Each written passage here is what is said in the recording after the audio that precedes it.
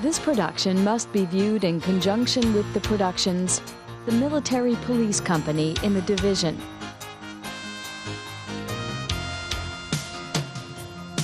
Administrative Road Movement, and Tactical Movement.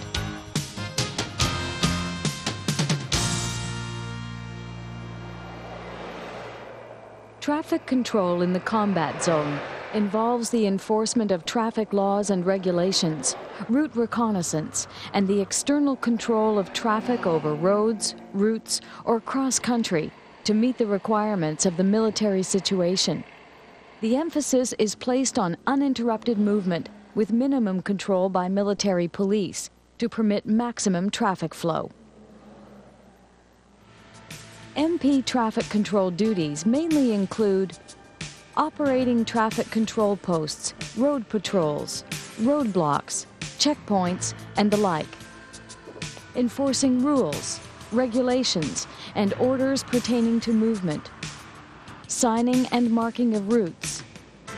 Reporting accidents and providing information on traffic flow and road conditions. Being prepared to redirect traffic over alternate or temporary routes. Actively participating in rear area security and damage control operations, and providing a representative to or operating various road traffic headquarters. Conditions: hard surface, a gravel pack, and various potholes to be noted. Movement of tactical and support elements within the combat zone over limited road networks requires detailed planning and ongoing coordination. Staff involvement in traffic control activities includes G3 staff, who plan the use of roads when tactical considerations are involved. G2 staff, who collect road intelligence and information to counter guerrilla activities. G1 staff, who are involved with safety, discipline, and movement of replacements and prisoners of war. G4 staff, who prepare the traffic control plan, which is executed by formation military police commanders. They coordinate, regulate, route, and schedule the movement of transport resources in conjunction with the theater and core movement control centers. And G5 staff, who direct the movement of refugees and local populations. Each major route manned by an MP platoon. Specific staff members who also have traffic control responsibilities are the Provost Marshal, who advises on MP assistance available for a move, provides a representative to the road traffic headquarters, prepares the traffic control plan, coordinates activities with other headquarters, and gives direction to MP units. The Formation Signal Officer, who plans communications support beyond the organic capability of the MP unit. And the Formation Engineer, who assists with general advice on the road network, maintenance, bridge repairs, and route reconnaissance information. The Traffic Control Plan, issued by the Formation Headquarters, provides general guidelines for a movement operation, including the route, critical intersections, the location of road traffic headquarters, and additional assigned traffic control resources. The Road Traffic Headquarters produces a traffic circulation plan, issues detailed traffic regulating instructions, coordinates scheduled movement with higher and adjacent headquarters, identifies units that will use specific portions of a route, and monitors movements within its area of responsibility.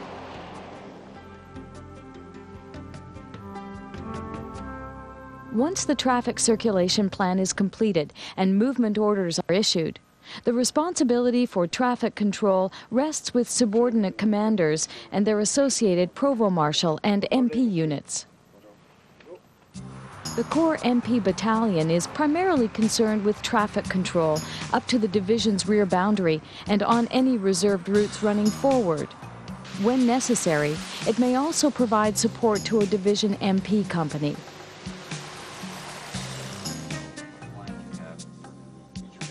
The Division MP Company provides the primary second-line traffic control resource in the forward area. They execute the plans and orders prepared by division and brigade staffs, which normally involve operating road traffic offices, manning traffic control posts, route signing, providing traffic escorts, and coordinating the use of medical, recovery, and road repair teams. The company is capable of supporting operations involving movement forward, passage of lines, dumping operations, supply movement, priority needs, and general rear area requirements. It can be readily reconfigured to handle a major operation, such as an obstacle crossing, a counterattack, or a withdrawal. During the planning stage of a movement operation, the staff complete a preliminary map and aerial photo study to determine the most suitable routes. This helps visualize the overall movement requirement and the locations and condition of roads, bridges, key intersections, potential harbor areas, defiles, and other possible choke points. This study is normally followed by a route reconnaissance, which allows a detailed examination of the route and reveals its inherent limitations. The recce determines whether the routes are in fact possible, where obstructions may be encountered, if suitable detours are available, and if the routes can be used by the types of vehicles involved in the move. Route recce is normally conducted by the military police with technical assistance from an engineer representative who reports on road construction, load, and bridge restrictions. The optimum recce team is an air-ground combination, with the leader proceeding ahead to obtain a general view of the route and useful alternates, then advising the ground team of any areas requiring detailed examination. The elements are mutually supporting for communications and security.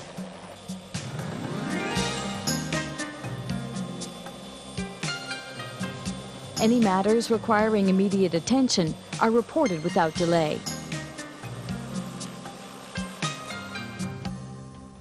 A report is completed on conclusion of the reconnaissance, which includes information such as driving time and actual distance between various points, general condition of road surfaces, obstructions, and the state of ongoing repairs, traffic capacity of each segment of the route, location, characteristics, and condition of alternate and bypass routes, possible harbor areas and communication sites, likely ambush sites, nearby mined or contaminated areas, traffic flow at critical points, including the user, number and types of vehicles, and areas of congestion.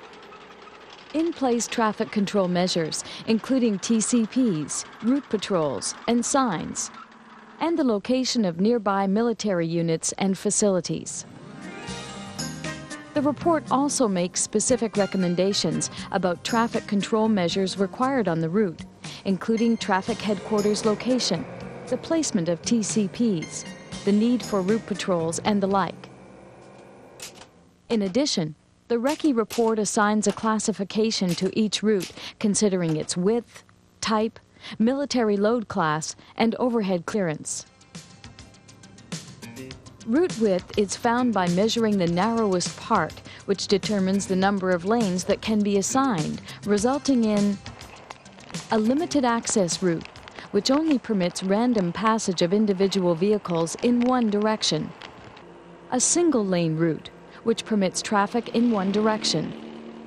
A single-flow route, which permits passage of a column and the random passage of individual vehicles in the opposite direction.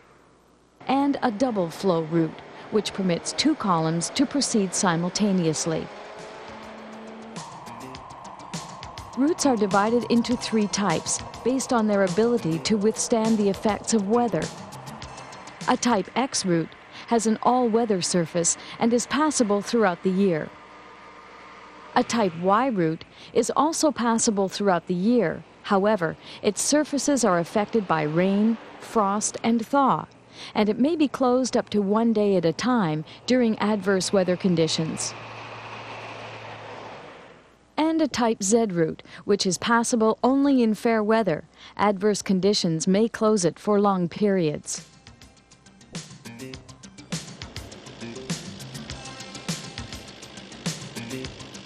The military load class of a route is its safe load carrying capacity. It indicates the maximum vehicle class that can be driven on that route under normal conditions. Circular signs are displayed on bridges and rafts indicating their class. Rectangular signs may display additional technical information. Overhead clearance is the vertical distance between the road surface and an overhead obstruction. Vehicles or loads exceeding this height are denied use of the route.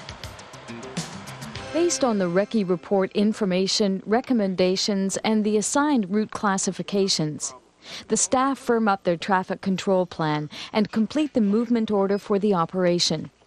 When ready, these are passed down to subordinate headquarters and on to the applicable military police organizations who begin their deployment procedures. Throughout the combat zone, traffic control operations assist in the successful completion of administrative, supply, individual, and tactical movement activities. Tactical movement is the norm forward of the division rear boundary. Control is normally by radio or by a mobile system of traffic control. Tactical movement is characterized by combat team-sized columns, which are broken down into packets. Administrative, supply, and individual movement are the norm behind the division rear boundary. Control is by road traffic headquarters and a static system of traffic control. They are characterized by the capacity system, which involves the predetermined feeding of a long stream of more or less evenly spaced vehicles or packets into the road network. For details on static and mobile systems of traffic control, refer to the production Tactical Movement. In addition, it should be noted that within the static control and part of the mobile control systems, the MP representative at regulating headquarters coordinates the allocation of police resources employed on the move, conducts periodic patrols of critical points along the route, observes movement, and takes any corrective action and tasks the standby MP section to handle traffic stoppages, provide special traffic escorts, and undertake emergency rerouting as needed. Collisions, congestion, and delays resulting from traffic conflicts are mainly caused between vehicles at intersecting routes, between vehicles proceeding at different speeds in the same direction on the same road, between vehicles moving in opposite directions on the same road, and between vehicles moving along an obstructed road. The elimination of conflict is mainly achieved by phasing columns through a critical point or by scheduling of a specific volume of traffic along a given route. Basic rules for priority of traffic in the combat zone are: loaded ambulances always have the right of way. Forward-moving traffic has the right-of-way over rearward-moving traffic. Loaded vehicles normally have the right-of-way over empty vehicles. Neither organized unit convoys or unit marching columns are needlessly broken into. Artillery guns and ordnance moving to the front have priority. Generally, the first vehicle to reach an intersection has the right-of-way. A short column is given the right-of-way over a longer one. And if two columns are of equal length, the faster is given the right-of-way. Individual vehicles or columns which require priority over all other vehicles are so marked and may include special liaison officers, signals vehicles carrying priority dispatches, and the like. Such priority markings will be used very sparingly and are displayed on the front and back of the vehicle, along with the military symbol of the authorizing commander. The road system required in the general conduct of operations includes axial and lateral routes.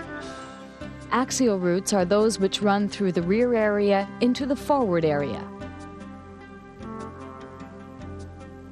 Lateral routes run parallel to the forward edge of the battle area and feed into or cross axial routes. A main supply route is mainly an axial route, although portions of a lateral route may be included in its defined structure. Routes may be designated as reserved or open. A reserved route infers that it is allocated to a particular authority or formation, or that it is intended to meet a particular requirement by means of a movement credit, which is issued to allocate a time for one or more vehicles to complete their move. An open route is one for which no movement credit is required and on which travel is unrestricted.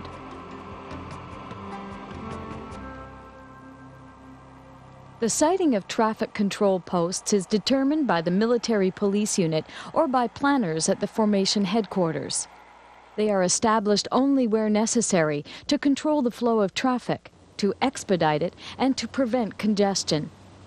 They are usually placed at the entrance to a route or sector, at designated start and release points, and at detours, defiles, harbors, and waiting areas.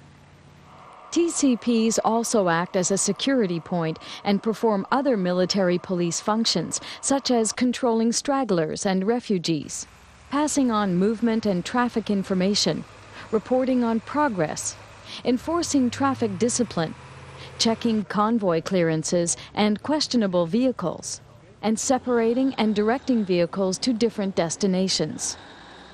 Each TCP organizes a hide where traffic can be moved off the road in case of attack, to clear congestion, or while awaiting the proper clearance time. Mobile patrols provide traffic control within an assigned area. They maintain contact with local TCPs and other military police agencies, pass information to and implement instructions of the road traffic headquarters, enforce traffic regulations, act as a TCP during an emergency, or when ordered, deploy temporary checkpoints and roadblocks, collect stragglers, ensure refugees use their assigned routes, perform minor administrative functions such as resupply and ration distribution, provide an emergency escort, sign routes, check that traffic signs have not been altered and are readily visible, furnish information and directions to drivers, and make arrangements for route clearance and the recovery of vehicle casualties. Military police traffic escorts may be provided to prevent congestion and expedite the safe movement of columns, convoys, or other special traffic elements. These essentially provide a mobile system of traffic control by proceeding ahead of the group being escorted, signing critical intersections and other locations, and directing traffic where needed. They provide additional security when moving through areas of light enemy activity. A column moving under the control of a traffic escort does not have priority over other traffic unless it is so established prior to the start of a move. Route signing and the marking of detours enables movement throughout the combat zone by day and by night. The authority for signing is vested in the senior headquarters controlling a route network. The MPs are responsible for signing throughout the combat zone, except The engineers undertake initial signing of minefields and other obstacles and install class signs on bridges and at other critical locations. Within the combat zone, guide signs are used to direct vehicles along a particular route, and regulating signs are in place to control and manage the flow of traffic. Each axial route is identified with an even number, and each lateral route is allotted an odd number. Connecting routes are given a number, followed by a serial number. Formation routes may be marked with a removable formation sign, letter, color, or emblem to supplement any existing numbers. Lighting conditions under which military traffic will move at night are determined in relation to the threat. These include normal conditions, which allow unrestricted use of lights, making signs clearly visible. Reduced lighting conditions, where lights are screened and signs are rendered visible at a limited distance.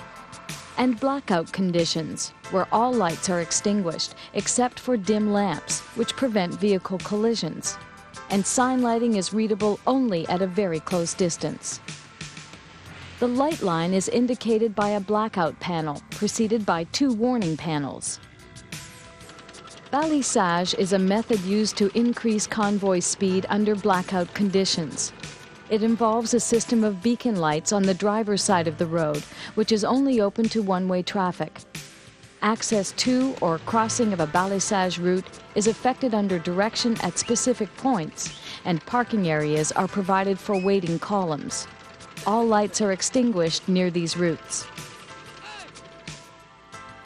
Start and release points are selected to identify the limits of traffic control in a directed move and are clearly signed. They should be easily recognizable, both on the map and the ground, and not located at a defile, on a hill, or near a sharp curve. The start point must be located far enough forward to give columns a chance to shake out, and the roads or tracks from the release point must permit rapid clearance of the main route. Checkpoints are established to ensure the proper use of routes and to verify cargo and passengers or check on the general operating condition of the vehicles. Roadblocks are set up similarly to checkpoints, except that they are used to seal off an area or for another special purpose. The selection of harbors and waiting areas is an important function of traffic control. Each requires a detailed recce to determine its layout, capacity, access and exit routes, and a plan for controlling in and out movement. Each is detailed in the movement order, along with its identification and vehicle capacity. Sufficient space should be available in a harbor or waiting area to accommodate a column of vehicles traveling a given route. In addition, they should have easy entrances and exits, be on firm ground which will support internal movement, and permit quick dispersion, and provide concealment from aerial observation. Each harbor or waiting area should have an established traffic control post which is capable of communicating with a road traffic headquarters. A defile is a portion of a route where two-way traffic is impossible and where control may be required, especially at a narrow bridge if it can only support limited weight. A traffic control post is established at the defile, with point men stationed at either end. They direct vehicles into harbors or parking areas and prevent waiting vehicles from blocking the entrance or exit. One-way traffic is alternated through the defile using visual signals, radio or line communications, by passing a baton through on the last vehicle, or by using a traffic escort to follow the last vehicle in a group. If a blockage occurs in a defile because of a vehicle casualty, the disabled vehicle must immediately be cleared out of the way.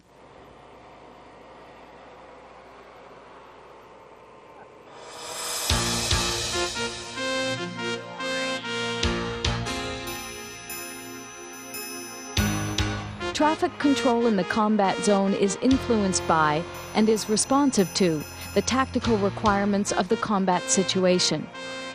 It aims at the uninterrupted movement and the certainty of the scheduled arrival of vehicles, personnel, and cargo at the intended destination. Traffic control requires planning, coordination, cooperation, and teamwork at all levels for it to be effective.